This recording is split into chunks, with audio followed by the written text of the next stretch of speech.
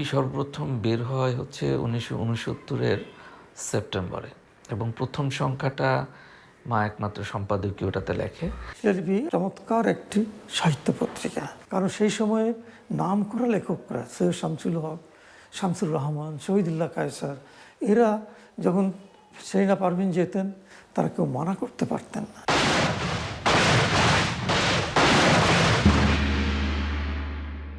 যুদ্ধ শুরু হয়ে গেছে 25শে মার্চের পরে। মার কিন্তু যাওয়ার জায়গা ছিল না, উনি তো একজন মহিলা, যার ফলে শিলালিপিকে বের করার জন্য ওনাকে প্রশাসনের কাছে যেতে হয়। প্রশাসনে তখন ছিল রাও ফরমান আলী। শিল্পী হাশেম খান এটার প্রচ্ছদ অলঙ্করণ করতো, এবং সেটা ছিল বাঙালি সংস্কৃতির সাথে যায়। ওদের কাছে তখন এটা গাত্রসুর। তাদের চোখে যারা ওই সময় রাষ্ট্রদ্রোহী তারাই এই পত্রিকার সাথে আছে, তাহলে এই মহিলাও ওই ধারারই, এবং তারা তার বিরুদ্ধে তদন্ত করে এবং ব্ল্যাকলিস্ট হয় মা। সে সময় রাস্তায় যখন দেখা হয়েছিল বলে যে সাবধানে থাকবেন, রাও ফরমান আলী আমাকে ডেকেছিল এবং ডেকে আমাকে ভৎসনা করেছে, ভয় দেখিয়েছে, বলছে তুমি পত্রিকাটা চালাও, কিন্তু এই যে শিল্পী যে ছবি এঁকেছে একে দিয়ে আর আঁকাবে না। আর বললো এই যে লেখকরা এরা সব তো ভারতের দালাল। সেরিনা পারভিন তখন যুদ্ধ করে চলেছেন জীবনের সঙ্গে এবং দেশের জন্য। তিনি বাঙালি সংস্কৃতি চেতনায় তার ভিতরে দীর্ঘকাল ধরে তিনি লালন করে এসেছেন, এবং শিলালিপির মাধ্যমে নিজকে তিনি প্রকাশ করতে পেরেছেন। তার মৃত্যুর পেছনে দুটো কারণ। একটা হলো যে প্রগতিশীল লেখকদের লেখা নিয়ে পত্রিকা বের করছেন উনি। দ্বিতীয়ত ব্যাপারটা হলো যে উনি মিটিং মিছিলে রেগুলার যাচ্ছেন, তখন প্রচণ্ড জোরে জোরে স্লোগান দিচ্ছেন। এটা কিন্তু একটা বড় ব্যাপার ছিল।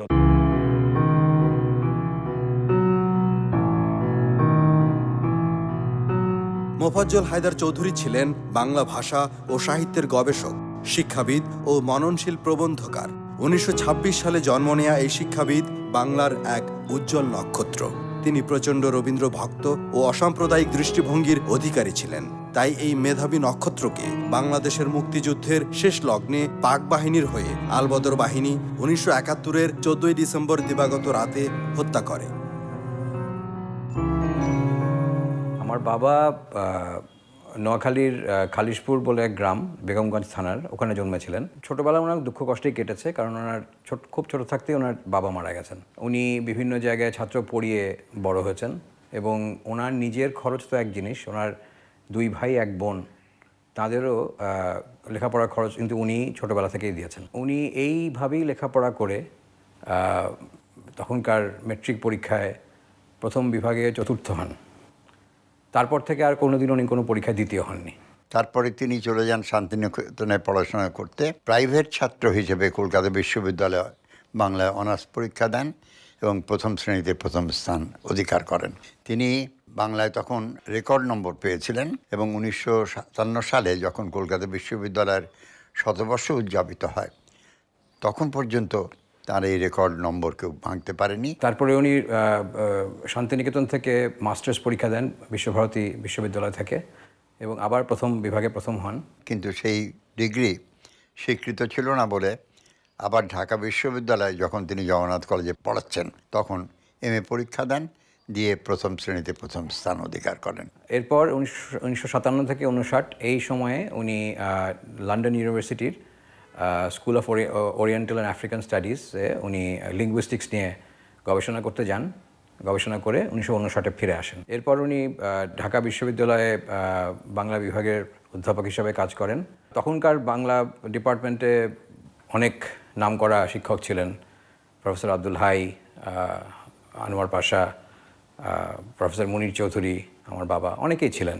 তো ওই সময়ে আমার জানা মতে ওনাদের লেকচার শোনার জন্য অন্য ডিপার্টমেন্ট থেকে ছেলেমেয়েরা চলে আসতেন। কাজে অত্যন্ত উজ্জ্বল ছিল তার শিক্ষা জীবন। মা কিন্তু মুক্তিযুদ্ধের পক্ষে বিভিন্ন কাজ করেছেন। এক রাতের কথা মনে আছে যে গভীর রাতে আমার ঘুম ভেঙে গেছে, পাশের রুমে আওয়াজ হচ্ছে, ঘুম যেহেতু ভেঙে গেছে আমি নেমে পাশের দরজার কাছে গেলাম, গিয়ে দেখি যে প্রায় 4 জন বসে খাচ্ছে। মা এরকম ওই মোড়ার উপরে বসে মানে ওদেরকে বেড়ে খাওয়াচ্ছে। পাশে কতগুলি আগ্নেয়াস্ত্র শোয়ানো দাঁড়া করানো আছে। আমার কিন্তু বুঝতে অসুবিধা হয় না যে এরা মুক্তিযোদ্ধা। সেলিনা পারভীন ভিতরে ভিতরে অন্য কিছু প্রস্তুতি নিচ্ছিলেন, মুক্তিযুদ্ধদের খবরাখবর দেওয়া, যেচে গিয়ে পাকিস্তানি জেনারেলদের সঙ্গে যাওয়া, খোঁজ খবর নেওয়া, ইত্যাদি নেওয়া। আমার বাবা মূলত শিক্ষক ছিলেন, কিন্তু ওনার কাজের জায়গা ছিল গবেষণা, পত্রিকায় লিখতেন, তো সেগুলো কম্পাইল করে আবার বই হয়েছে, বইয়ের জন্যই লিখেছেন, এরকম অনেক কিছু আছে। সাহিত্যের নবরূপায়ণ বলে এক বই ছিল যেটা নাকি খুব নামকরা, রঙিন আখর বলে একটা বই, রবি পরিক্রমা রবীন্দ্রনাথের উপরে লেখা, এরকম বেশ কিছু অনেক বই আছে। পরে বাংলা একাডেমি থেকে 3 ভলিউমে ওনার রচনাবলী বার হয়, যেটা এখন আর প্রিন্টে নেই, কিন্তু আমার মনে হয় যদি থাকতো প্রিন্টে তাহলে এখনও অনেকে উপকৃত হতেন। 1963 সালে ঢাকা বিশ্ববিদ্যালয় বাংলা বিভাগের উদ্যোগে ভাষা ও সাহিত্য সপ্তাহ উদযাপিত হয়। বাংলা সাহিত্যকে সামগ্রিকভাবে আমরা সাধারণ মানুষের কাছে তুলে ধরি। মোফাজ্জল হায়দার চৌধুরী এরও একটা অংশে তিনি পরিচালনা করেন। কট্টরপন্থী পাকিস্তান থাকবে এই মনোভাবের মানুষ যারা ছিলেন তারা তো শত্রু ভাববেনই, কারণ ওনারা ভাবছেন কি একটা অসাম্প্রদায়িক একটা উদার সমাজ ব্যবস্থা, যেখানে কে হিন্দু, কে বৌদ্ধ, কে মুসলমান এই নিয়ে চিন্তাভাবনা হচ্ছে না, আমাদের সাহিত্যকে, আমার সংস্কৃতিকে কে কি দিয়েছেন তাই দিয়েই তাদেরকে বিচার করা হচ্ছে। এই যে ওনার যে অনুরাগের জায়গাটা, এটাকে উনি প্রকাশ করতেন ওনার ক্লাসরুমে, এবং ওনার ছাত্রছাত্রীকে নিশ্চয়ই অনুপ্রাণিত করতেন। তিনি মনে করতেন যে দেশ ভাগ হওয়া সত্ত্বেও বাঙালির সংস্কৃতি ভাগ হয়ে যায়নি, অর্থাৎ সমগ্র বাংলার সংস্কৃতির সঙ্গে তার যে সম্পর্ক, সেটি তার মৃত্যু ডেকে নিয়ে এসেছিল।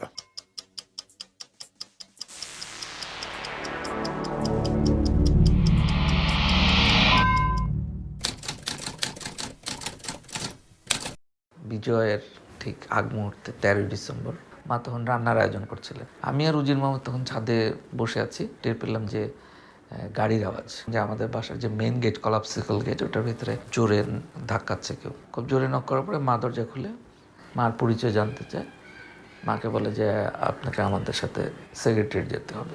তখন আমি মার হাতটা ধরে বললাম, মা আমিও যাব। এই কথা বলাতে ওদের ভিতর থেকে একজন ঠিক আমার পিছন থেকে আধো বাংলা আধো মানে উর্দুতে ধমক দিয়ে বলে, বাচ্চা লোক নেই জায়গা না, এরকম একটা শব্দ, আন্দার মে যাও। তখন মা আমার মাথায় হাত বুলিয়ে, তাই মা হয়তো বুঝতে পেরেছিল কিছু একটা, যে সময় তুমি মামার সাথে খেয়ে নিও, আমি চলে আসবো। মা আমাকে একটু ধাক্কা দিয়ে আগিয়ে দেয়।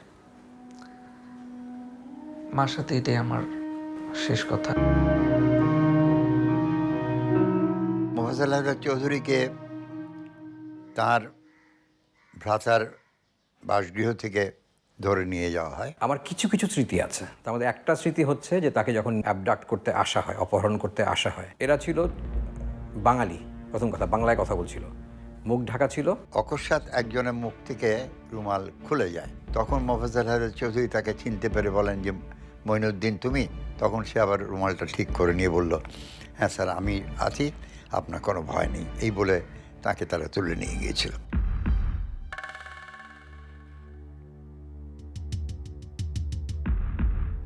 তারা মোট 5 জন ছিল, 5 জনেরই মুখ মাফলার বাঁধা, একজন কথা বলছিল, বাকিরা খালি আমাদেরকে দেখছিল, এবং আমাদের যে কলাপসেলের গেটের আড়ালে আরেকজন দাঁড়িয়েছিল।